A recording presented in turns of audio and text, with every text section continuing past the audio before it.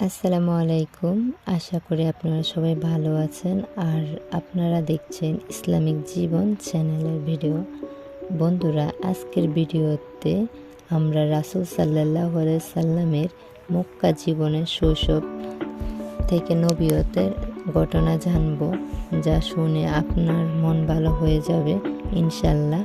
ভিডিওটি একবারে শেষ পর্যন্ত দেখার অনুরোধ রইল। রাসূল সাল্লাল্লাহু আলাইহি সাল্লামের মক্কা জীবন শৈশব থেকে নবুয়ত।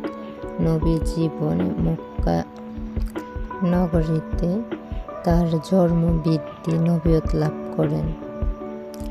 আরবের মরুদ্দুলার শেষ নবী হযরত মুহাম্মদ সাল্লাল্লাহু আলাইহি সাল্লামে হিজাজের মক্কা নগরীতে জন্মগ্রহণ করেন।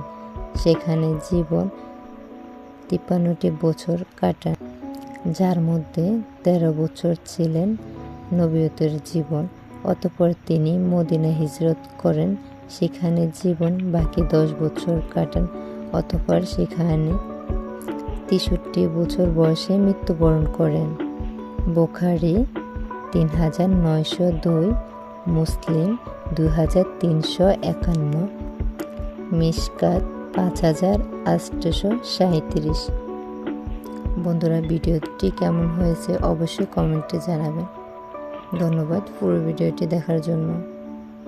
লাইক কমেন্ট করে যাবেন ইনশাল্লাহ।